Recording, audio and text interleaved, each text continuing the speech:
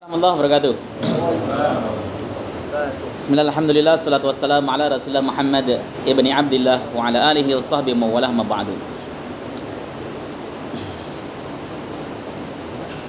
Kemarin itu kisah tentang Imam Sufyan Ats-Tsauri ya. Yang dia itu ibadahnya, mujahadahnya luar biasa sampai santrinya mengatakan, "Syekh, kurangi sedikit aja mujahadahmu. Kamu pasti mendapat kedudukan mulia kok di hadapan Allah Subhanahu wa taala." Kata Imam Sufyan Ats-Tsauri, "Bagaimana mungkin aku mengurangi jerih payahku dalam ibadah sementara saya mendapat informasi penduduk surga itu ya berada di tempat-tempat mereka, berada di posisi-posisi mereka masing-masing, kemudian akan tampak sinar ya yang menerangi seluruh surga yang 8 jumlahnya." Kemudian orang-orang pada menduga bahwa itu adalah cahaya Allah Subhanahu wa taala, maka mereka langsung jungkel, tersungkur bersujud. Ternyata ada panggilan, angkat kepala kalian. Itu bukan sinar Allah Subhanahu wa taala, tapi itu merupakan nuru jariyatin tabasamat fi wajhi zaujiha, yaitu cahaya seorang istri yang tersenyum di hadapan suaminya. Gitu. Itu kemana ada yang bahas Sumhan sayakul. Kemudian beliau membacakan satu istri. tes. Oke. Kemudian beliau membacakan syair begini nih bunyinya. Ma dharra man kanatil firdausu maskanahu madza tahammala min bu'sin wa iqtarin. Tarahu yamsi kaiban khaifan wajilan ilal masajidi yamsi baina atmarin. Ya nafsu ma laki min sabrin ala lahabin qad hana an tuqbili min ba'di idbari. Ma dharra man kanatil firdausu maskanah. Ya, apakah yang membuat medorot, memberatkan, menderitakan orang yang akan menjadikan surga Firdaus sebagai tempatnya? Apa sih yang berat, yang medorot bagi orang yang akan menjadikan surga Firdaus sebagai tempatnya? Madza tahammala min bu'sin wa iqtarin. Apakah yang ditanggung, ya, diangkat atau ditanggung ya oleh mereka penduduk penghuni Firdaus dari kesulitan dan kesempitan gitu. Jadi tadi di awal saya mengatakan al-jannah ma fi balash gitu kata Pak Andi. Artinya apa Ustaz? Surga itu nggak ada yang gratis. Karena orang kalau mau masuk surga itu harus ada kemedorotan, kesulitan, kesempitan yang harus ia pikul. Perjuangan. Harus ada perjuangan, harus ada mujahadah. Surga itu tidak pernah gratis, nggak ada gratis. Al-jannah ma fi balash kata Sayyid Muhammad bin Ali Al-Maliki. Surga itu nggak pernah gratis, nggak ada gratis surga itu.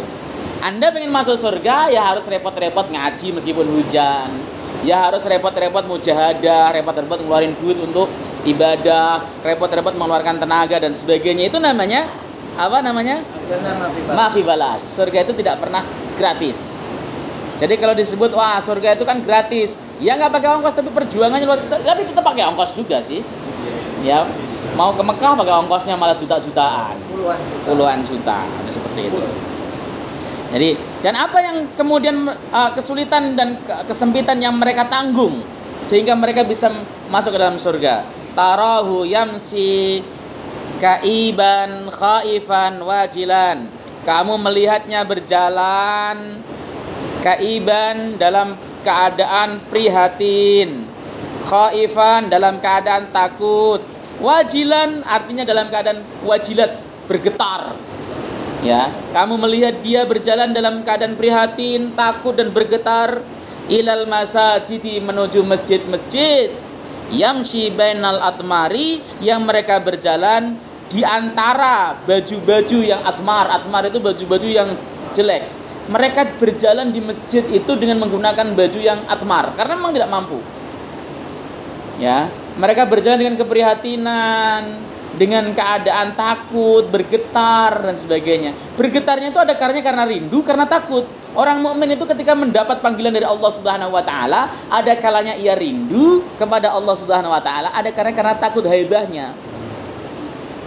Misalnya Pak Andi ketika dulu kenal sama istrinya mau jadiin istri itu, begitu disebut nama istrinya tuh duk langsung kan mana. Nah, karena ada rasa cinta. Wajilat qulubuhum. Tapi ada karena takut. Pak Rami lagi makan tiba-tiba nama direkturnya disebutkan, wah mana. Wah kan, itu namanya seperti itu boleh.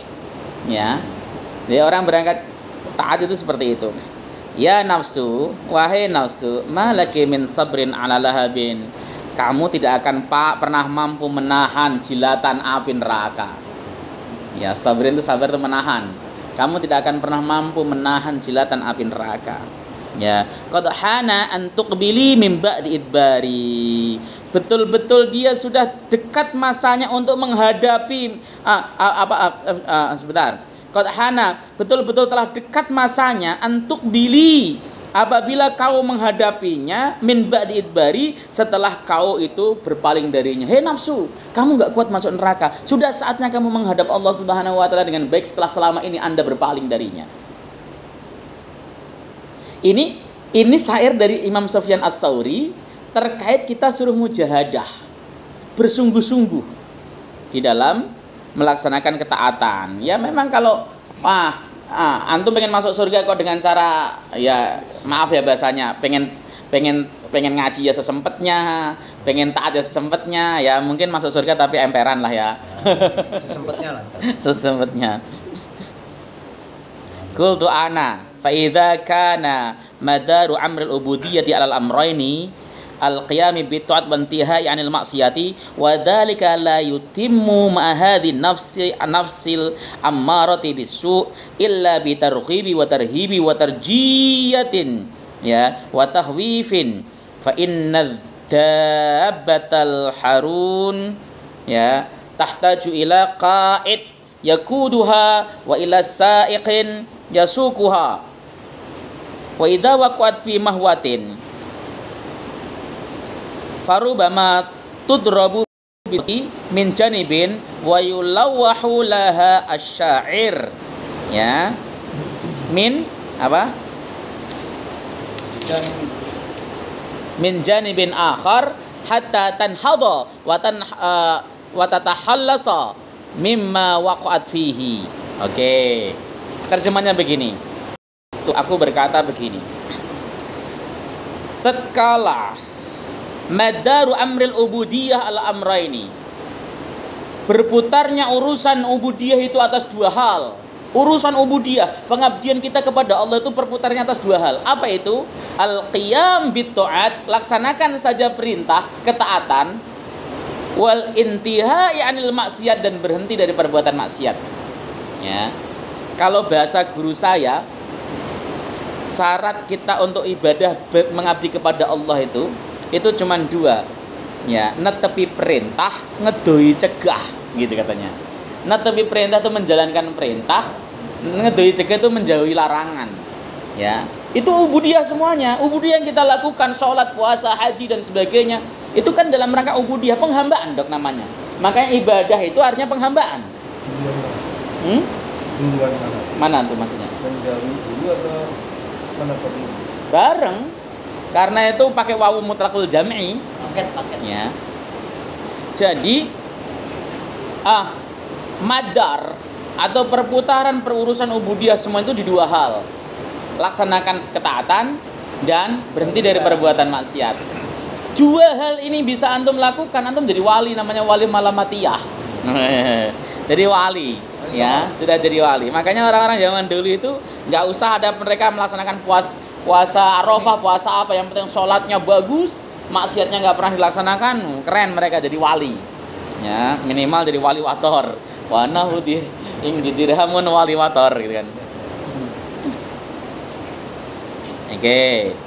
Wa dzalika la yutimmu ma hadhi nafsil ammarati bisu illa bitarghibin. Yang demikian itu tidak akan sempurna ya berbarengan dengan nafsu amarah bisu, nafsu yang selalu memerintahkan perbuatan buruk ya. Jadi qiyamut ta'at dan intihau 'anil maksiat ini enggak akan bisa sukses kita laksanakan ketika dia bersamaan dengan nafsu. Di dalam diri kita kan ada namanya nafsul amarah yang selalu mengajak pada keburukan. Illa bitarghibin, kecuali dengan targhib. Ya, motivasi. Wa tarhibin, dan tarhib. Apa tarhib itu? Ancaman. Ancaman boleh atau apa? Hah? Peringatan. Nakut-nakuti, kayak ancaman. Ya. Wa tarhibin, dan tarhib. Ancaman. Wa tarjiyatin, dan taroji, rojak pengharapan. Nah, Wa takhwifin, dan nakut-nakuti. Jadi karena di dalam diri kita ada namanya nafsu amarah, maka perlu adanya targhib, motivasi. Anda kalau beribadah, kalau sholat tahajud rutin, maka Anda akan dapat ini. Anda kalau sholat witir, Anda akan mendapat ini. Namanya targhib. Ada motivasi, ada rangsangan. Sebab apa? Nafsu di dalam diri kita itu pasti nolak untuk diajak ibadah. Pasti nggak mau. Anda kalau ngaji, setiap langkah akan diampuni dosanya, diangkat derajatnya. Ya, itu kan targhib. Kalau nggak ada targhib begitu, kadang-kadang malas ngaji buat apaan sih? Ya. Nah, itu karena nafsu selalu begitu. Nah, kemudian ada tarhib, ditakut-takutin. Kalau kamu nggak ngaji, maka kamu termasuk melakukan dosa besar yang nomor sekian, gitu kan? Itu ditakut-takuti, akan disiksa oleh Allah Subhanahu wa taala. Kalau kamu bodoh, ibadah kamu tidak diterima. Itu kan termasuk tarhib. Seperti itu. Ya. Fa inna dabbatal haruna tahtaju ila qaidin. Sesungguhnya dabah itu kendaraan atau ya kendaraan hewan kendaraan. Al haruna yang susah diatur, itu tahtaju ila qaidin, butuh kepada orang yang menuntun. Yaquduha, yang ia akan menuntunnya, au saikin au ila saikin, itu butuh orang yang menggiring, ya sukuha, dan dia akan menggiringnya. Ya, jadi hewan kuda yang susah diatur itu butuh orang yang menuntun. Yang menuntun itu apa? Ya tadi motivasi. Nafsu itu dianggap sebagai dabah al-harun. Ya, kendaraan yang susah diatur. Maka perlu ada di orang yang menuntunnya. Wa idza waqa'at fi mahwatin. Tatkala dia terjerumus ke dalam tempat kerusakan, ya, farubama tudrabu bisauti, terkadang dia perlu harus dicambuk dengan cambuk. Dipukul dengan cambuk. Ya.